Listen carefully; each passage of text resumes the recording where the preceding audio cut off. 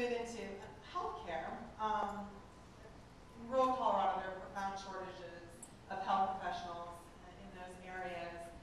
What are your thoughts on improving rural workforce, rural health group workforce? And while you're answering the question, if you can also address Amendment 63, which is an initiative on the ballot this fall to reverse, if you will, or Obamacare, and indicate that Colorado is not defined by that. But your thoughts on Amendment 63 as well.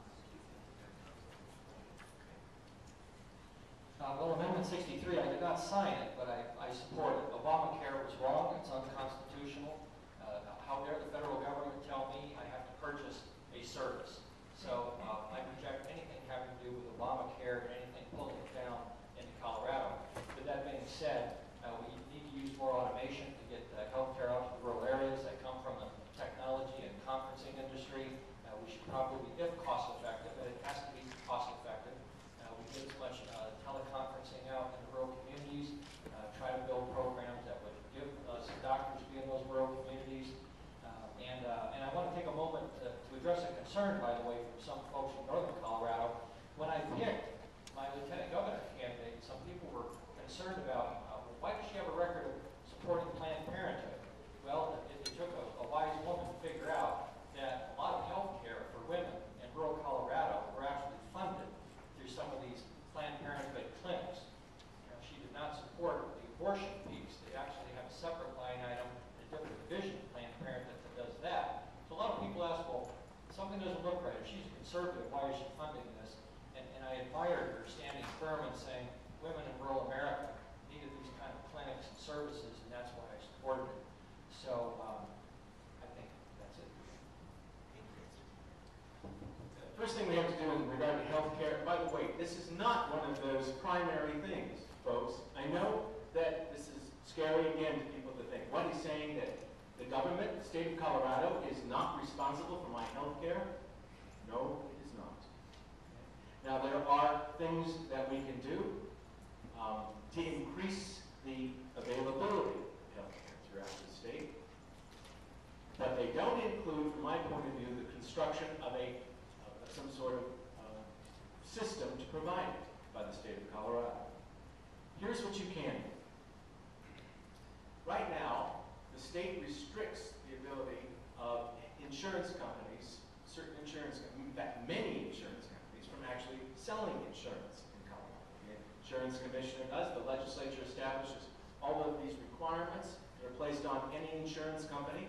You have to do this. You have to provide insurance for that. You have to provide care for this. Well, you know what? And the federal government is not much more helpful in this arena, but we should begin the process of reversing that and encouraging people to be encouraging competition in that insurance marketplace. We are stifling it. Every time you add a regulation that requires an insurance company to provide some kind of service, you are reducing the number of insurance companies that will do business in the state of Colorado, hence increasing the costs of healthcare and insurance. So if there is a role to play, and there is, it's a minor one, it is to, again, foster competition, not to create the service itself by the government. And Amendment 43, or 63, all for it. So I think most people in this room would agree with the basic goals of healthcare reform, that we would like everyone to have some coverage. We'd like to have pre-existing conditions not be a reason you're denied healthcare. That if you're working and you leave your job to go to another job, or just leave your job for any reason, you should be able to take your healthcare with you. Now, I, like many of you, probably have serious concerns about 2,400 pages of legislation that came out of Washington on healthcare. What I do think is that Colorado is the right size, that we can help be the place where we figure out healthcare, where we do get to those goals without as much red tape. We can figure out how to make the system work. I don't disagree with more competition. I think that's going to help you a few percent. I think we need more technology, as Dan said, to make sure that medical records are interchangeable. So you go from one provider to another. You don't have to go through the same tests. We don't have to we have to make sure that medical providers don't provide redundant, whether it's CAT scans or whatever, have too many procedures that are just protecting themselves, make sure they're not getting sued. We have to make sure that we have rural healthcare providers throughout the state. You know, one thing we talked about, and I think it's doable, is to go to CU medical school. I mean, there's a huge surplus of kids that are qualified to go to medical school. We just pick the top ones. Why don't we offer some of the other ones? Are they willing, if we let them into CU medical school, give them that chance, are they willing to commit to 4 years or 6 years providing rural healthcare in some part of Colorado?